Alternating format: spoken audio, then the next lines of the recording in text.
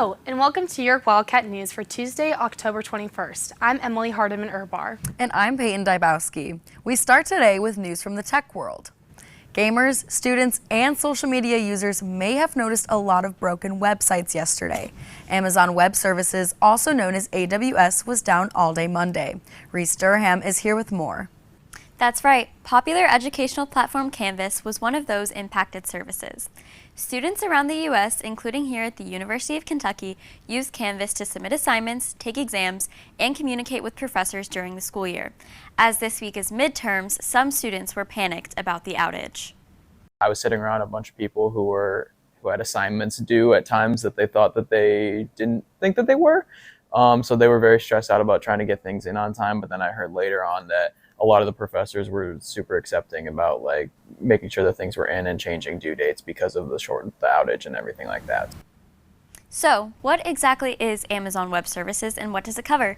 CNN's Michael Yoshida explains.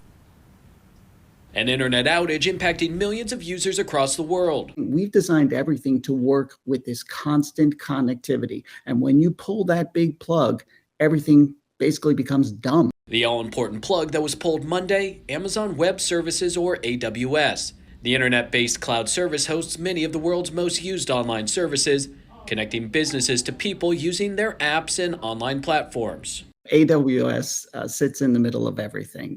It is, all of these companies, they all have offloaded their web services, their cloud-based services to AWS, which is great because it's more affordable. It's also more scalable than they could do on their own. So that sounds great, except when it fails. Monday, banking apps like Venmo, online video games, including Fortnite, social media platforms such as Snapchat, along with Amazon-linked smart devices and homes all affected.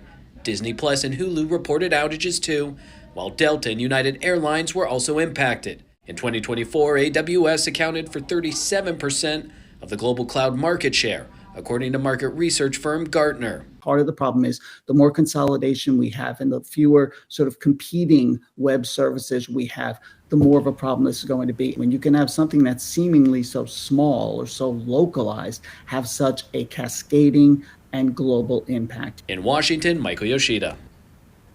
Everything appeared to be back online last night, so now we can all study for our midterms. Back to you, Peyton and Emily.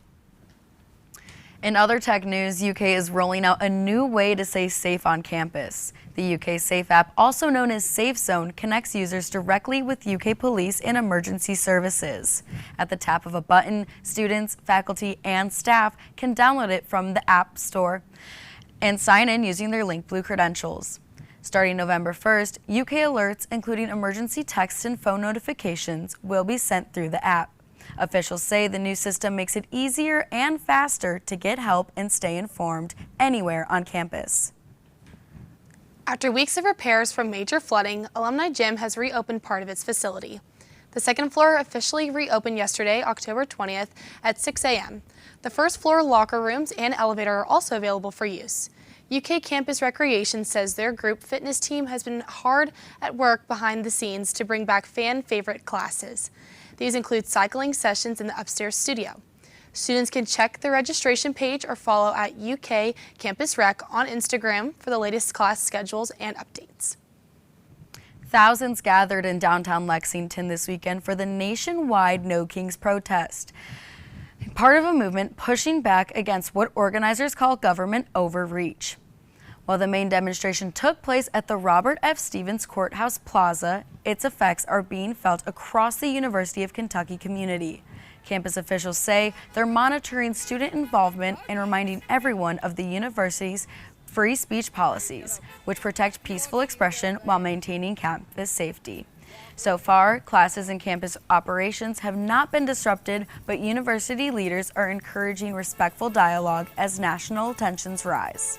UK remains focused on balancing civic engagement with its educational mission. Also this weekend, there was fresh produce, local goods, and friendly faces at the Lexington Farmers Market.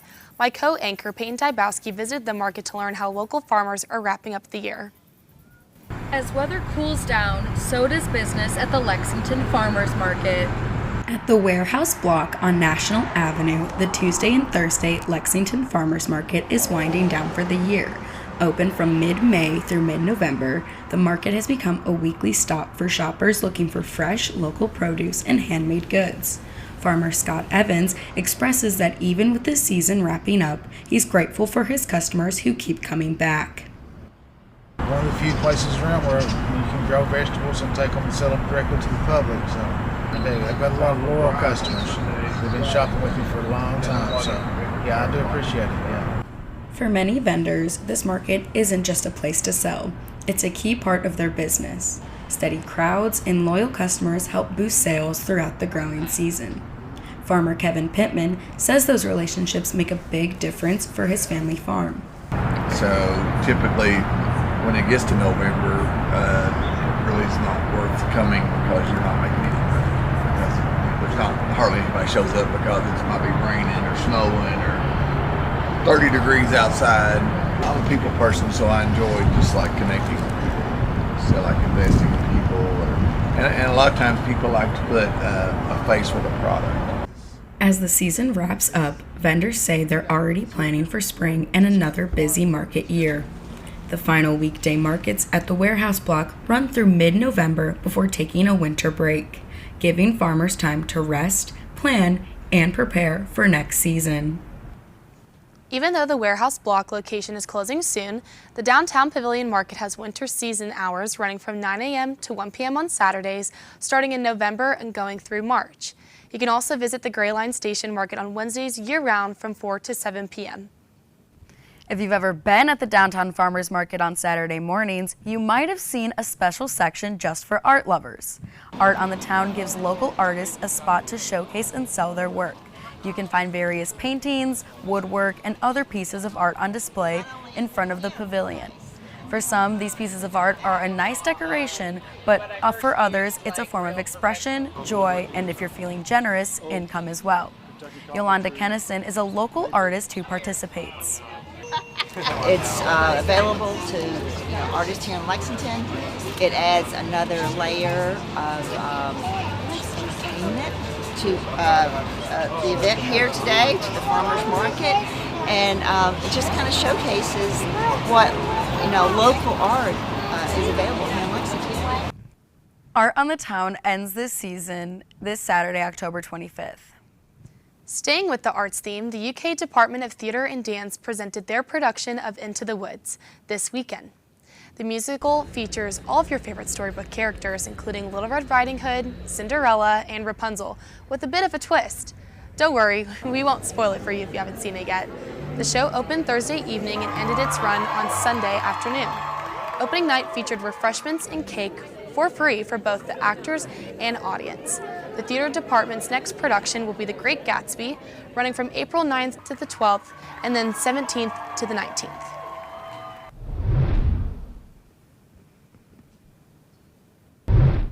In news around the world, Vice President J.D. Vance has landed in Tel Aviv to meet with Israeli Prime Minister Netanyahu. This visit comes as an attempt to reinforce the recent comprehensive plan to end the Gaza conflict. Vance's visit on behalf of the Trump administration comes as Israel claims 2 of their soldiers were killed by Hamas. In return, Israel sent strikes targeting and killing dozens of Palestinians. Trump has warned Hamas to not violate the ceasefire with the threat of being, quote, eradicated. Japan has announced their first female prime minister, described as a, quote, hardline conservative. Sanai Takachi is expected to be a strong ally of the United States and Trump's agenda. She's the leader of the Liberal Democratic Party in Japan. Much of her inspiration comes from Margaret Thatcher. This marks a new age of representation in a government where women are a rarity, representing only 16% of Japanese parliament. In Paris, a daring robbery at one of the world's most famous museums has police on high alert. Authorities say the Louvre was robbed in broad daylight on Sunday around 9:30 a.m. Thieves disguised as construction workers stole several valuable artifacts before escaping. The museum closed for the rest of the day so forensic teams could examine the scene. It has remained closed, and some reports say it could stay shut through Wednesday as investigators review security footage and interview witnesses. Officials believe the heist was carefully planned, with the stolen pieces possibly worth millions of dollars. No arrests have been made, and police are still searching for the suspects. Coming up next on Wildcat News, we have all things sports, including big news for the basketball team and football updates.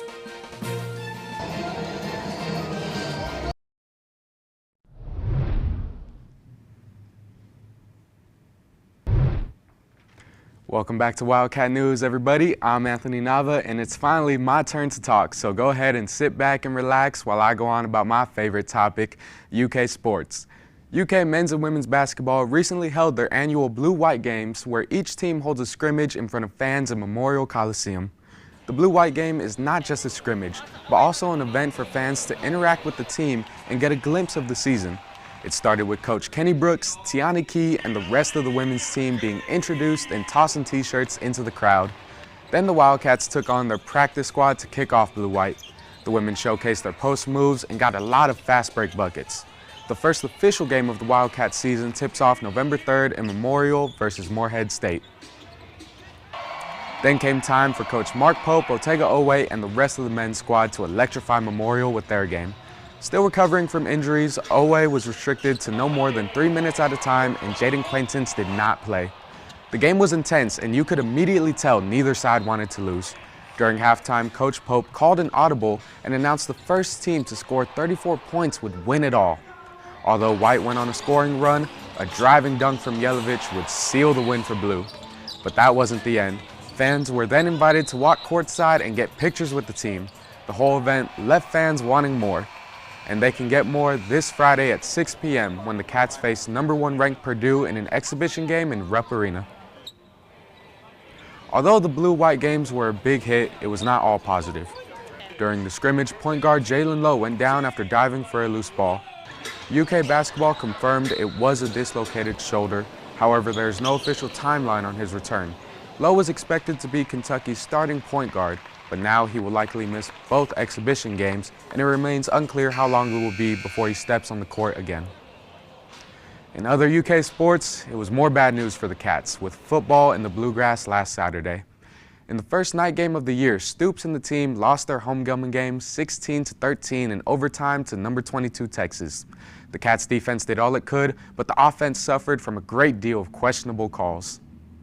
I really acknowledge that, but it's about the University of Kentucky. It's about these players, and I understand the position I put people in to make a decision, and that's on me. But I greatly appreciate the support for our team and for our players.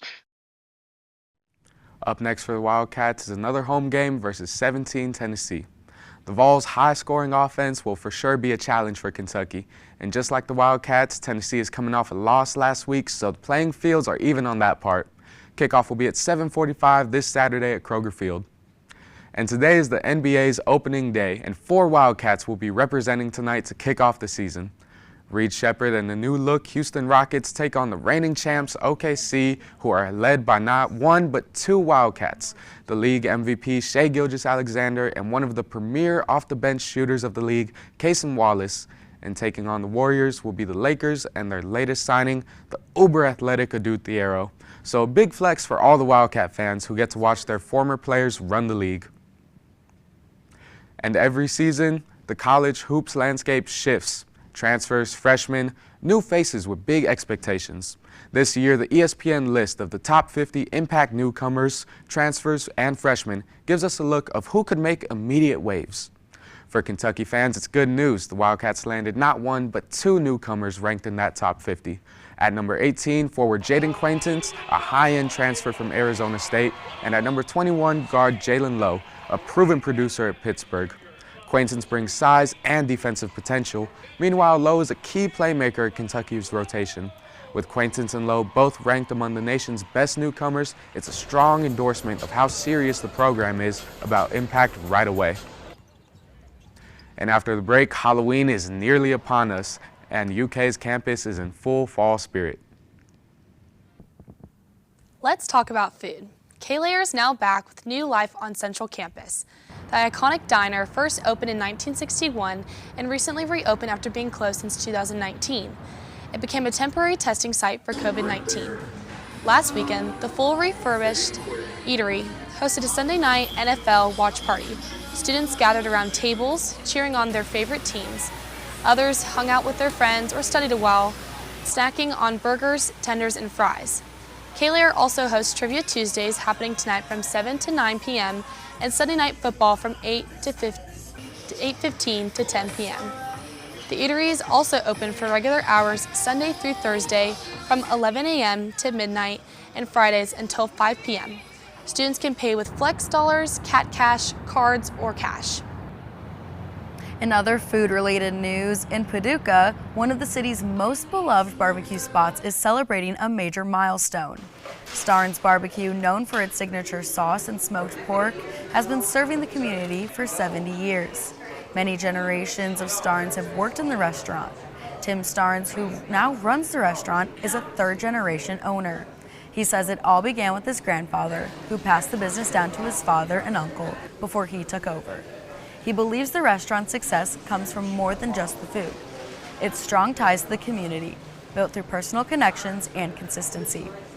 Starnes noted he has big shoes to fill as the new owner of the restaurant. His father and uncle were highly respected in town, a family legacy he's now tasked with keeping alive. It's spooky season in the Bluegrass, and many across campus are finding their fall festive spirit. Wildcat News reporter Colin Lewis found some of the spooktacular events happening around campus. From pumpkins and markers to plushies and free food, UK students had a spooktacular Monday. On Alumni Commons, the Cats Vote Coalition tasked students to make the best work of art they could with miniature pumpkins and markers. A vote determined winners while learning about civic engagement. Meanwhile, the Student Activities Board set up their Spooky Plushie event at the Courtyard of Champions. Students were encouraged to pick a plushie, grab some stuffing, and do their best Dr. Frankenstein to bring the little monsters to life.